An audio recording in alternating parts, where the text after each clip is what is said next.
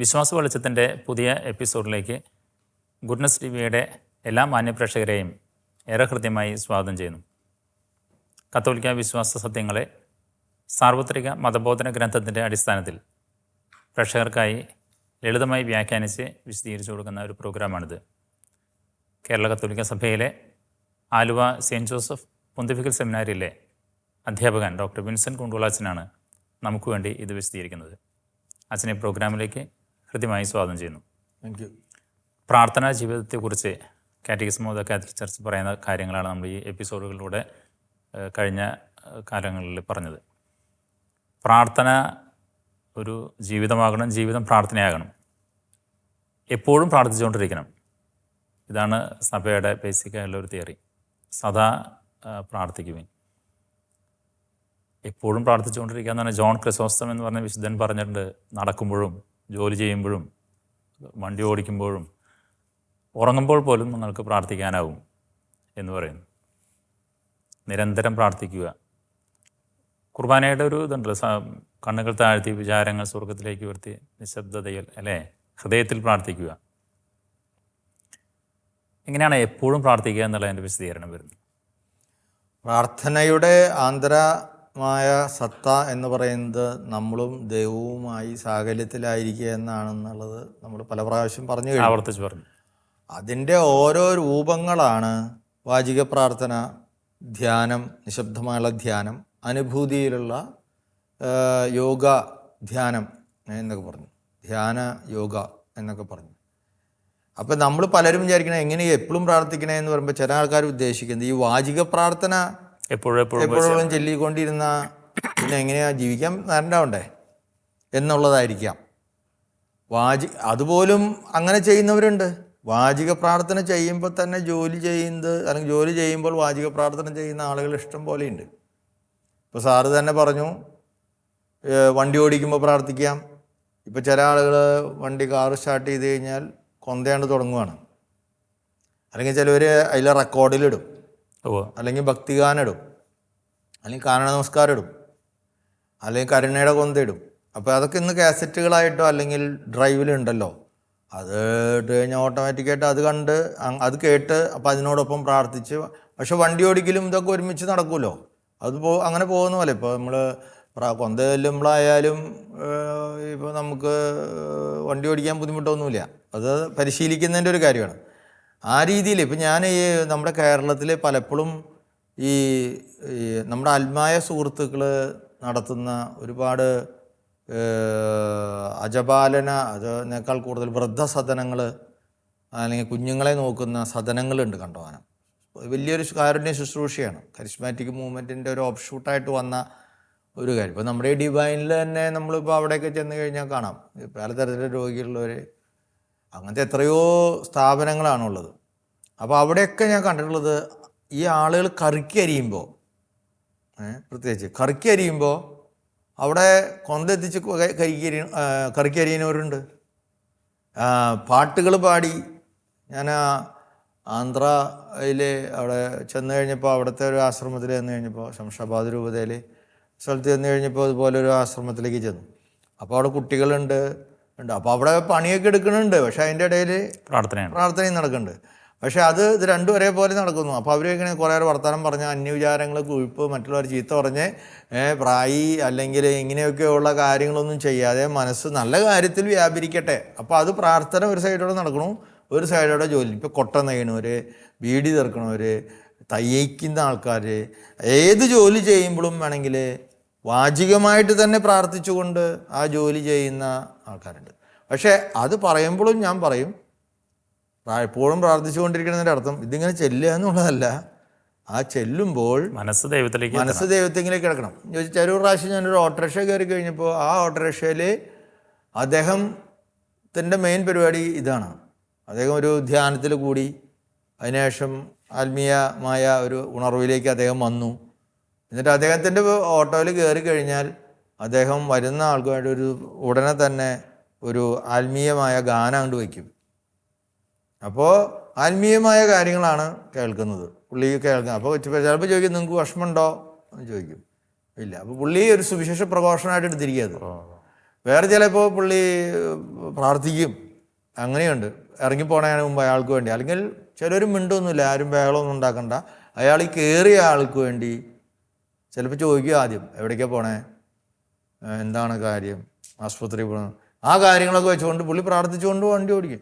അപ്പോൾ ഞാൻ പറയണത് ഇത് ഏത് രീതി, കുക്ക് ചെയ്യണവരൊക്കെ ഇഷ്ടം പോലെ പാടി പ്രാർത്ഥിക്കുന്നുണ്ട്. ഒരു കൂട്ടുകാരി ഉണ്ടല്ലോ നമ്മുടെ കൂടെ, തിയോളജിയൊക്കെ പഠിച്ചിരുന്ന, അവിടെ തൃശ്ശൂർ നാടകത്തിലൊക്കെ അഭിനയിക്കുന്ന, ഡാൻസൊക്കെ ചെയ്യുന്ന നമ്മുടെ മേഴ്സി ഒരു പ്രാവശ്യം പറഞ്ഞ്, പാചകം ചെയ്തുകൊണ്ടിരിക്കുമ്പോൾ ഇങ്ങനെ നേരിട്ട് വർത്തമാനം പറയാമെന്ന് പറഞ്ഞ്, ഇങ്ങനെ കർത്താവിൻ്റെ രൂപം അവിടെയുണ്ട്, മാതാവിൻ്റെ എന്താ അമ്മേ ഇതിപ്പോൾ ഇതിൽ ഉപ്പ് ഇട്ടിട്ട് എന്തോ കൂടിപ്പോയല്ലോ, ഇനിയിപ്പോൾ എന്ത് ചെയ്യും ഞാൻ, ഇങ്ങനെ എല്ലാ സാധനവും ദൈവമായിട്ട് റിലേറ്റ് ചെയ്ത് ഇങ്ങനെ സംസാരിക്കുക. അപ്പോൾ അതുപോലെ പശുവിനെ നോക്കുന്ന ആൾക്കാരൊക്കെ വീടുകളിലൊക്കെ ചിലപ്പോൾ ചെല്ലുമ്പോൾ, അപ്പോൾ ഞാൻ പറഞ്ഞു അങ്ങനെ വാചികമായിട്ട് തന്നെ പ്രാർത്ഥിക്കാം. പക്ഷേ ഇവിടെ അതുകൊണ്ട് ഉദ്ദേശിക്കുന്നത് എപ്പോഴും വാചികമായിട്ട് പ്രാർത്ഥിക്കണം എന്നല്ല, നമ്മൾ ഏത് കാര്യം ചെയ്യുമ്പോഴും ഒരു മനസാന്നിധ്യത്തിൽ ദൈവത്തെ ദൈവസ്മരണ. പിന്നെ മന്ത്രങ്ങൾ ചൊല്ലിയിരുന്നു പണ്ട്. നമ്മൾ എൻ്റെ അമ്മേ, എൻ്റെ ആശ്രയമേ, സുഹൃതജപങ്ങൾ ഒരുപാട് ചൊല്ലിപ്പിച്ചിരുന്നു നമ്മുടെ കാർന്നവന്മാരെ. അതിൻ്റെയൊക്കെ ഉള്ളിൽ ഇപ്പോൾ കരുണയുടെ കൊന്ത ഏതാണ്ട് ആ സ്ഥാനം ഏറ്റെടുത്തിട്ടുണ്ട്. അപ്പോൾ വാചികമായിട്ട് തന്നെ പ്രാർത്ഥിക്കുമ്പോഴും നമുക്ക് ദൈവത്തെങ്കിലായിരിക്കാം. ധ്യാനമാണെങ്കിൽ ഒരു പ്രശ്നവുമില്ല, അത് അതിൻ്റെ ഉള്ളിലൂടെ പൊക്കോളും സാകല്യത്തിലെത്തുമ്പോൾ. അതുകൊണ്ടാണ് എപ്പോഴും പ്രാർത്ഥിക്കുക എന്ന് പറഞ്ഞാൽ നമ്മളെപ്പോഴും ദൈവവുമായിട്ടുള്ള ഐക്യത്തിൽ ഇരിക്കണം എന്നാണ് അതുകൊണ്ട് ഉദ്ദേശിക്കുന്നത്. പിന്നെ ഒരു പ്രാർത്ഥന എപ്പോഴും ആവശ്യമാണ് എന്നുള്ള, ആവശ്യ ഘടകമാണോ എന്നുള്ളതാണ്. പ്രാർത്ഥന ഒരു ക്രൈസ്തവനെ സംബന്ധിച്ചിടത്തോളം പ്രാർത്ഥന ഇല്ലാത്തൊരു ജീവിതം അവനില്ല.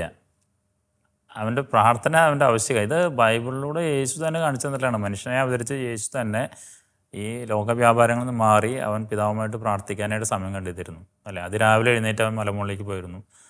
അപ്പോൾ പ്രാർത്ഥന അവശ്യ ഘടകമാണ്. പ്രാർത്ഥന അത് എന്തോ ഒരു പുറമേ നിന്ന് ഒരു നമ്മളെ ഭരപ്പെടുത്തുന്ന രീതിയിൽ നമ്മുടെ മേൽ ഒരു ഉത്തരവാദിത്തമായിട്ട് വന്ന് ആരോ ഏൽപ്പിച്ചതുപോലെ കാണുന്നത് കൊണ്ടാണ് നമുക്ക് പലപ്പോഴും പ്രാർത്ഥന ഒരു എന്തിനാ അത് പ്രാർത്ഥിക്കണേ എന്ന് തോന്നണേ. കാരണം നമ്മൾ സ്വതന്ത്രമായിട്ടല്ല പലപ്പോഴും അങ്ങനെയുള്ള കാര്യങ്ങളിലേക്ക് ട്രെയിൻ ചെയ്യാൻ വേണ്ടി ആളുകളെ നമ്മളിങ്ങനെ പലതരം പ്രാർത്ഥനകൾ, യാമപ്രാർത്ഥനകൾ, പ്രഭാത പ്രാർത്ഥനകൾ, കുർബാനയിൽ പങ്കെടുക്കൽ, കൊന്തെത്തിക്കൽ, ദിവ്യാനാഥൻ്റെ മുമ്പിൽ വിസിത്ത് കഴിക്കൽ, നൊവേനകൾ ചൊല്ലൽ, ഇങ്ങനെയൊക്കെ ചെയ്യിപ്പിച്ച് പ്രാർത്ഥനയുടെ ജീവിതത്തിലേക്ക് ഇനീഷ്യേറ്റ് ചെയ്യാൻ വേണ്ടിയിട്ടാണ് നമ്മളിതൊക്കെ ചെയ്തത്. പക്ഷെ അതൊരു ഭാരമായിട്ട് മാറുന്നതിന് കാരണം അടിസ്ഥാനപരമായിട്ട് വാസ്തവത്തിൽ ഇതെല്ലാം എന്തോ ഞാൻ ചെയ്യാൻ പാടില്ലാത്ത കാര്യം എന്നെ ഏൽപ്പിച്ച പോലെയാണ്. അങ്ങനെയല്ലല്ലോ. ഇപ്പം ഞാൻ എന്നെ സ്നേഹിക്കുന്ന ഒരാളുമായിട്ട് റിലേറ്റ് ചെയ്യുക എന്നുള്ളത് സ്വാഭാവികമല്ലേ. എന്നെ വളർത്തിയ മാതാപിതാക്കളോട് ഞാൻ കടപ്പെട്ടിരിക്കുന്നു, അവരെ ഇടയ്ക്ക് വിളിക്കുന്നു, അവരെ സംസാരിക്കുന്നു, അവരെ സന്ദർശിക്കുന്നു, അവരോട് കുശലം പറയുന്നു, അവരെ കേൾക്കുന്നു, അവർക്ക് ആവശ്യമുള്ള കാര്യങ്ങൾ ചെയ്തു കൊടുക്കുന്നു. ഇതൊക്കെ നമ്മൾ ചെയ്യുമല്ലോ. അപ്പോൾ ദൈവമാണ് നമ്മളെ സൃഷ്ടിച്ചതെങ്കിൽ, ദൈവമാണ് ഈ ഓരോ നിമിഷവും ഈ ശ്വാസപ്പോൾ ഇവിടെ നിന്ന് കഴിഞ്ഞാൽ പിന്നെ കൊണ്ടുപോകില്ല. അല്ല, അതുകൊണ്ടാണ് വിശ്വാസം വേണം പ്രാർത്ഥിക്കാനെന്ന്. അപ്പോൾ ഈ വിശ്വാസത്തോടു കൂടെ ദൈവം എൻ്റെ ശ്വാസമായിട്ട് തന്നെ എന്നിൽ പ്രാണനായിട്ട് തന്നെ കുടികൊള്ളുന്നു. ഇത് മാത്രമല്ല, എൻ്റെ പ്രാണനും ജീവാത്മാവും പരമാത്മാവായ ഈശ്വരനും ഇതെല്ലാം ഒരേ സത്തയാണ്. അപ്പോൾ അങ്ങനെയാണെങ്കിൽ പിന്നെ ഈ ആളുമായിട്ട് ഐക്യത്തിലായിരിക്കണമല്ലോ. ഇപ്പോൾ നമ്മൾ ഏറ്റവും മനോഹരമായൊരു ഉദാഹരണം ആത്മീയ ചിന്തകർ പറയുന്നത്, നമ്മളൊരു തിരി തെളിക്കുന്നു, ഒരു ദീപം തെളിക്കുന്നു, ഒരു ചിരാത് തെളിക്കുന്നു. ആ ചിരാത് തെളിക്കുമ്പോൾ വാസ്തവത്തിൽ ആ തിരിയിൽ കത്തണമെങ്കിൽ അതിനെന്ത് വേണം? അതിൻ്റെ ഒരു അടിസ്ഥാനം വേണം. അതിനടിസ്ഥാനം എന്താണ്?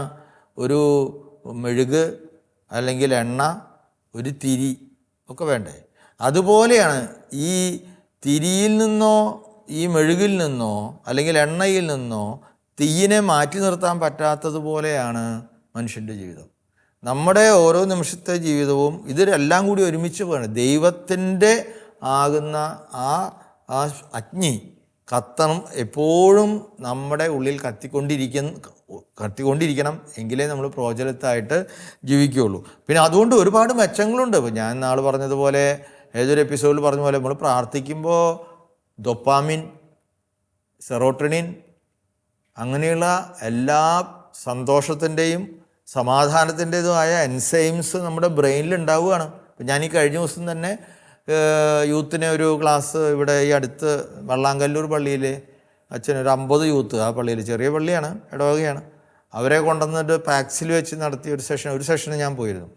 അപ്പോൾ അവിടെ ഈ പ്രാർത്ഥനയെക്കുറിച്ച് ഇങ്ങനെ ചില ആൾക്കാരൊക്കെ ചോദിച്ചപ്പോൾ ഞാൻ ഈ ഒരു കാര്യമാണ് കുറേ കൂടി ശാസ്ത്രീയമായിട്ട് അതിൻ്റെ വശങ്ങൾ, മനഃശാസ്ത്രപരമായ ഗുണങ്ങൾ, ശാരീരികമായ ഗുണങ്ങൾ, ചെറുപ്പക്കാരോട് നമ്മൾ അത് ഒരു നിഷ്കാമമായിട്ടുള്ള ഒരു കാര്യം ചെയ്യാൻ പെട്ടെന്ന് പറഞ്ഞാൽ അതിനുള്ളൊരു ആത്മീയമായ വളർച്ച അവർക്ക് ഉണ്ടാവില്ല. അപ്പോൾ ഈ സയന്റിഫിക്കായിട്ടും കൂടി എന്ന് പറയുമ്പോൾ അവർക്ക് അത് ബോധ്യമായി. അവർക്ക് ചെറുപ്പക്കാർക്ക് എപ്പോഴും ഒരു റീസണബിൾ ആയിരിക്കണമല്ലോ, യുക്തിസഹമാണ് അവർ. അപ്പോൾ ആ രീതിയിൽ ഞാൻ ഇതെല്ലാം പറഞ്ഞു കഴിഞ്ഞപ്പോൾ അവർക്ക് വളരെ കോൺഫിഡൻ്റ് ആയിട്ടും അത് കൺവിക്ഷൻ വന്നതുപോലെയും എനിക്ക് തോന്നി. അതായത് ശരിക്കും ഞാൻ നേരത്തെ പറഞ്ഞ ആത്മീയ അർത്ഥമാണ്. നമ്മൾ സൃഷ്ടിയാണ്, സൃഷ്ടാവിനോട് എപ്പോഴും ബന്ധപ്പെട്ടിരുന്നാലേ നമുക്ക് കത്താൻ പറ്റുള്ളൂ. ഞാൻ തിരി കത്തണമെങ്കിൽ ദൈവമാകുന്ന തിരിയോടും ഒരു പ്രകാശമായിട്ട് നിൽക്കണമെങ്കിൽ തിരിയോടും ആ മെഴുകിനോടും എണ്ണയോടും ചേർന്ന് നിൽക്കുന്നത് പോലെ ഞാൻ നിൽക്കണം. അത് ശരിയാണ്. അതിനപ്പുറത്ത് ഞാൻ ഈ പറഞ്ഞതുപോലെ നമുക്ക് നമ്മുടെ മനസ്സ് ശരിക്കും പ്രവർത്തിക്കണമെങ്കിൽ, നമ്മുടെ മനസ്സിന് കോൺസെൻട്രേഷൻ കിട്ടണമെങ്കിൽ, നമ്മുടെ ആരോഗ്യം നിലനിൽക്കണമെങ്കിൽ, നമുക്ക് ഏറ്റവും ബുദ്ധിമുട്ടുള്ള ഒരു പ്രതിസന്ധിയെ നേരിടാൻ സാധിക്കണമെങ്കിൽ, ഒരു അവഹേളനം ഏറ്റുവാങ്ങാൻ സാധിക്കണമെങ്കിൽ, ഒരു കൊച്ചാക്കപ്പെടൽ, ഒരു ചെറുതാക്കപ്പെടലെ, വേറൊരു വൈകാരിക വിക്ഷോഭമില്ലാതെ ആ ആളോട് പെരുമാറാൻ സാധിക്കണമെങ്കിൽ ദൈവകൃപ ആവശ്യമാണ്. അപ്പോൾ ഈ ദൈവകൃപ നമുക്ക് നിരന്തരം ആവശ്യമായതുകൊണ്ട് അത് ഈ പ്രാർത്ഥന, പിന്നെ നമ്മളിതുപോലെ പ്രാർത്ഥിക്കുമ്പോൾ വാസ്തവത്തിൽ നമ്മൾ എല്ലാവരുമായിട്ട് ഐക്യത്തിലാണ്. അതുകൊണ്ട് കൂടിയേ പ്രാർത്ഥിക്കണേ. എനിക്ക് എൻ്റെ ഇപ്പോൾ ഈ ലണ്ടനിലോ അമേരിക്കയിലോ ഉള്ള നെഫ്യൂസോ അല്ലെങ്കിൽ കസിൻസോ അല്ലെങ്കിൽ എൻ്റെ അവിടെ ഞാൻ ജോലി ചെയ്ത 8 കൊല്ലം പാരീസിലുണ്ടായിരുന്നപ്പോൾ ഉണ്ടായിരുന്ന ആളുകൾ, അവരുമായിട്ട് എങ്ങനെ ഐക്യത്തിലായിരിക്കാൻ പറ്റും? എൻ്റെ മരിച്ചുപോയ അപ്പനും അമ്മയും ഒരു സഹോദരനും പിന്നെ ഒരു ജ്യേഷ്ഠത്തിയാരും അതുപോലെ എൻ്റെ അടുത്ത സുഹൃത്തുക്കളും എൻ്റെ ബന്ധുക്കളും തലതൊട്ടപ്പന്മാരും പിന്നെ എൻ്റെ ഒപ്പം ഉണ്ടായിരുന്ന സഹതീർത്ഥാടകരായിട്ട് പട്ടം കിട്ടിയ ആൾക്കാർ മരിച്ചു വരും. ഇവരൊക്കെ ആയിട്ട് ഐക്യത്തിലായിരിക്കണമെങ്കിൽ, ആ ആത്മാവിൻ്റെ ലോകങ്ങളിലേക്ക് പുണ്യവാന്മാരുടെ ഐക്യത്തിലേക്ക് ചേരണമെങ്കിൽ എനിക്കുള്ളൊരു വഴി ഈ പ്രാർത്ഥനയിലുള്ള ഐക്യത്തിലാണ്.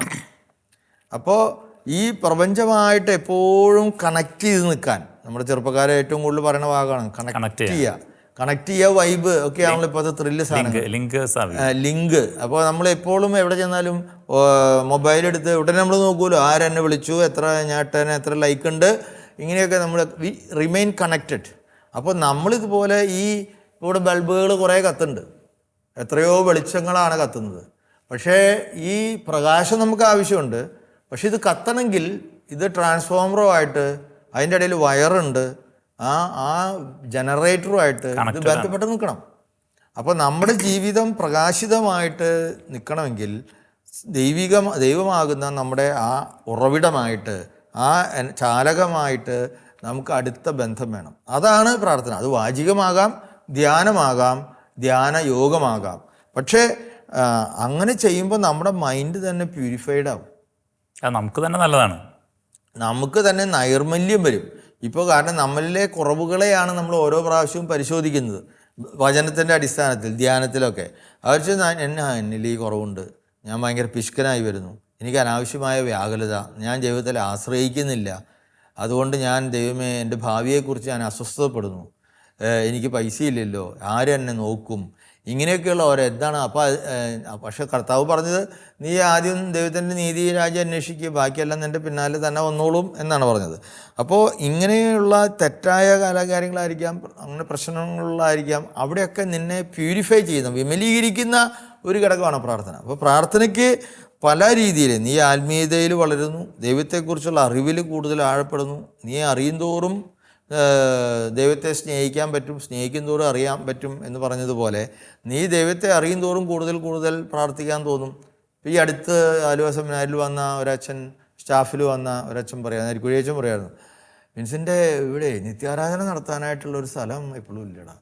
അപ്പോൾ ഞാൻ ചോദിച്ചു, നമ്മളവിടെ 7 പള്ളി ഉണ്ടല്ലോ, അല്ല അതിന് മുകളിലേക്ക് പോകണം, പിന്നെ അവിടെ നിത്യാരാധന ഇല്ലല്ലോ. അങ്ങനെ ഒരു ചാപ്പലുണ്ടായിരുന്നു. അപ്പോൾ അവരത് ചെയ്ത് പരിശീലിച്ച് വന്നു. എല്ലാ ദിവസവും അവർക്ക് ഒരു കുറച്ചധികം അഡോറേഷൻ. അപ്പോൾ ഇന്നിപ്പോൾ നമ്മുടെ പള്ളികളിലൊക്കെ അങ്ങനെയുള്ള സജ്ജീകരണങ്ങൾ കുറേ ചെയ്യുന്നുണ്ട്. അത് എന്തിനാണെന്ന് വെച്ച് കഴിഞ്ഞാൽ ഇങ്ങനെയുള്ളൊരു പ്രോസസ്സിലൂടെ ഡെയിലി കടന്നു പോകുമ്പോഴാണ് നമുക്ക് തന്നെ ഒരു സമാധാനവും ശാന്തിയും ഹാർമണിയും സെറനിറ്റിയും ഒക്കെ കിട്ടുന്നത്. അപ്പോൾ എനിക്ക് തോന്നുന്നു പ്രാർത്ഥന ആവശ്യമാണോ എന്നുള്ളൊരു ചോദ്യം തന്നെ അപ്രസക്തമാണ്. കാരണം എപ്പോഴും ദൈവസന്നിധിയിലാണ് ഞാൻ, അത് ബോധത്തിലേക്ക് കൊണ്ടുവരുന്നു എന്ന് മാത്രമേ പ്രാർത്ഥനയിലുള്ളൂ. അത് വാചികമാകാം, ധ്യാനമാകാം, ധ്യാന യോഗമാകാം. സർവ സൃഷ്ടി പ്രപഞ്ചത്തിൻ്റെ ഈ ട്രിനിറ്റേറിയൻ ദൈവമായിട്ട്, ആത്മാവുമായിട്ടും പുത്രനായിട്ടും പിതാവായിട്ടും ഞാൻ ഐക്യത്തിലായിരിക്കുന്നു. ലോകത്തിലെ ജനങ്ങളുമായിട്ട് ഐക്യത്തിലായിരിക്കുന്നു. ഞാൻ എൻ്റെ തന്നെ ഉള്ളിലുള്ള എനിക്ക് പിടികിട്ടാത്ത അധമമായ അല്ലെങ്കിൽ അപ്രാപ്യമായ ചില മേഖലകളുമായിട്ട് ഞാൻ ആ അവസരത്തിൽ ലയത്തിലേക്ക് ഏർപ്പെടുന്നു. എനിക്ക് പരിചയമുള്ള മറ്റ് സുഹൃത്തുക്കളുടെ അല്ലെങ്കിൽ അങ്ങനെയുള്ള വ്യക്തികളുടെ ആത്മാവുമായിട്ട് ഞാൻ ഈ അവസരത്തിൽ സംബന്ധം സ്ഥാപിക്കുന്നു. അപ്പം ഇങ്ങനെയൊക്കെ നോക്കുമ്പോൾ പ്രാർത്ഥന നിർണായകമാണ്, ആവശ്യഘടകമാണ്. ഈ രൂപം മാത്രമേ വ്യത്യാസമുള്ളൂ. അടുത്തത് ഈ യേശുവിൻ്റെ ഒരു പുരോഹിത പ്രാർത്ഥന യോഹന്നാന്റെ സുവിശേഷത്തിൽ 17 അധ്യായത്തെ കുറിച്ച് പറയുന്നത് യേശുവിൻ്റെ പ്രീസ്ലി പ്രയർ എന്നുള്ളതാണ്. അതും കൂടി വിശദീകരിച്ച ഈ യേശുവിൻ്റെ ആ പ്രാർത്ഥന യോഹന്നാന്റെ സുവിശേഷം 17 അധ്യായത്തിൽ നമ്മൾ പ്രത്യേകം ശിഷ്യന്മാർക്ക് വേണ്ടി പ്രാർത്ഥിക്കുന്നു എന്നൊരു തലക്കെട്ടിലാണ്. ഞാൻ ആ 17 അധ്യായം വായിക്കുമ്പോൾ എപ്പോഴും ഓർക്കുന്നൊരു കാര്യം, ഞാൻ ഉടുപ്പിടാനായിട്ട് ലൂർദ് പള്ളിയിൽ കുറേ കൊല്ലങ്ങൾക്ക് മുമ്പ് ഒരു 40-41 കൊല്ലമൊക്കെ ഉണ്ടാവും ഞാൻ ഉടുപ്പിട്ടിട്ട്. പട്ടം കെട്ടിയിട്ട് 38 കൊല്ലമൊക്കെയാണ്. അപ്പോൾ അതിൻ്റെ ഒരു 3-4 കൊല്ലം മുമ്പാണല്ലോ, 1.5 കൊല്ലം മുമ്പാണ്. എനിക്ക് ആ ഉടുപ്പിടുന്നതിന് മുമ്പ് ഭയങ്കര ടെൻഷനായി. ഉടുപ്പെല്ലാം തയ്ച്ച് വെച്ചിട്ടുണ്ട്. ഞങ്ങൾ 6 പേര് ഉടുപ്പിടണം. അന്ന് ഉടുപ്പിൻ്റെ കർമ്മം മെയ് 14-ാം തീയതി. അപ്പോൾ എൻ്റെ തലേദിവസം വന്ന് ഭയങ്കര ഈശ്വര, ഞാൻ ഈ ഉടുപ്പിട്ടിട്ട് ഈ ഉടുപ്പിൻ്റെ ഇതനുസരിച്ച് ജീവിക്കാൻ പറ്റുമോ ജനങ്ങളുടെ മുന്നാകെ? ഭയങ്കര ടെൻഷനായി. ഞാൻ എന്നിട്ട് മൈനസിനാരിലാന്ന് ഞങ്ങളുടെ അവിടെ പോയിരുന്നു. അങ്ങനെ പോയിട്ട് ഈ ബൈബിൾ എടുത്തിട്ട് ഞാൻ കണ്ണടച്ച് വെച്ചിട്ട് ഒന്ന് തുറന്ന് പ്രാർത്ഥിക്കാമെന്ന് വിചാരിച്ചു. അപ്പോൾ ഈ 17 അധ്യായം കിട്ടുന്നു. 17 അധ്യായം കിട്ടി. ആ 17 അധ്യായത്തിൽ എന്നെ നേരിട്ട് ഞാൻ പോയത് 10ാമത്തെ വാക്യത്തിലേക്കാണ്. എന്താണ്? എനിക്കുള്ളതെല്ലാം അങ്ങയുടേതാണ്, അങ്ങയ്ക്കുള്ളതെല്ലാം എൻ്റേതും. എന്താണെന്ന് അറിഞ്ഞൂടാ. അതാ വായിച്ചോടുകൂടി എല്ലാ ടെൻഷനും പോയി. എനിക്കൊന്നുമില്ല, എൻ്റെ ഉള്ളതെല്ലാം ഞാൻ ദൈവത്തിന് കൊടുക്കുന്നു. അപ്പോൾ ദൈവത്തിൻ്റെ ഉള്ളത് മുഴുവൻ എനിക്ക് കിട്ടുന്നുണ്ടല്ലോ. അപ്പോൾ ദൈവം എന്നോട് കൂടിയുണ്ട്. ദൈവം എൻ്റെ എല്ലാ കാര്യങ്ങളും നോക്കിക്കോളും. പട്ടം കഴിഞ്ഞാൽ ഉടുപ്പിട്ടാലും അത് കഴിഞ്ഞിട്ടുള്ള ഈ ജീവിതമൊക്കെ നോക്കിക്കോളും. അപ്പോൾ കാരണം ഇത് കർത്താവ് അവസാന സമയത്ത് പോകുന്നതിന് മുമ്പ് പുരോഹിത പ്രാർത്ഥന എന്നാണല്ലോ വിളിക്കുന്നത്. എന്ന് വെച്ചാൽ മനുഷ്യനെ ദൈവവുമായി ഐക്യപ്പെടുത്തുന്ന പാലമാണ് പുരോഹിതൻ. ആ പ്രാർത്ഥനകളിലൂടെ, കുദാശകളിലൂടെ, ബലിയിലൂടെയൊക്കെ ചെയ്യുന്നത്. അപ്പോൾ അവൻ ചെയ്യുന്ന ആ ഒരു കർമ്മത്തിന് അതിനുവേണ്ടി നമ്മൾ ഒരുങ്ങുന്ന നമ്മുടെ ഉള്ളിലെ പിതാവ് യേശു അവൻ്റെ ശിഷ്യന്മാരായിട്ട് വരുന്ന ഭാവിയിലുള്ള ലോകത്തിലുള്ള എല്ലാ ക്രൈസ്തവർക്കും വേണ്ടി പ്രാർത്ഥിച്ച ഒരു പ്രാർത്ഥനയാണത്. ശിഷ്യർക്ക് വേണ്ടി ഹെഡിങ് ഉണ്ടെങ്കിലും എല്ലാവർക്കും വേണ്ടി ഇനി ഉണ്ടാവാൻ പോകുന്നവർക്ക് വേണ്ടി പ്രാർത്ഥിക്കുകയാണ്. അപ്പോൾ യേശുവിൻ്റെ പ്രാർത്ഥന പുരോഹിത പ്രാർത്ഥന എന്ന് പറയാനാണ്. പുരോഹിതൻ്റെ ജോലി മനുഷ്യൻ്റെ പ്രാർത്ഥനകൾ, ആവശ്യങ്ങൾ ദൈവത്തിങ്കിലേക്ക് എത്തിക്കുകയും ദൈവത്തിൻ്റെ പ്രാർത്ഥനകളും സന്ദേശങ്ങളും മെസ്സേജസ് സന്ദേശങ്ങൾ മനുഷ്യനിലേക്ക് എത്തിക്കുക എന്നുള്ളൊരു മീഡിയേഷനാണ്. അപ്പോൾ അത് യോഗ്യമായി സമർപ്പിക്കുക എന്നുള്ളതാണ് ഈ ബലി അർപ്പിക്കുന്നതിൽ പുരോഹിതൻ്റെ ഏറ്റവും. അപ്പോൾ അവൻ്റെ ഈ സമർപ്പണം ആണല്ലോ അവൻ്റെ ജീവിതം. അതുപോലെയാണ് യേശുവിൻ്റെ എന്ന് പറയാം. കാരണം എന്താൽ യേശു ആ നിമിഷത്ത് എല്ലാവർക്കും വേണ്ടി പ്രാർത്ഥിക്കുന്നു, ശിഷ്യർക്ക് വേണ്ടി പ്രാർത്ഥിക്കുന്നു. ആദ്യത്തെ നമ്മൾ കാണുന്ന 1 മുതൽ 5 വരെയുള്ള വാക്യങ്ങൾ നമ്മൾ വായിച്ചാൽ കാണും, അത് യേശു പിതാവും മകനായ താനും തമ്മിലുള്ള ആത്മബന്ധത്തെക്കുറിച്ചാണ് പറയുന്നത്.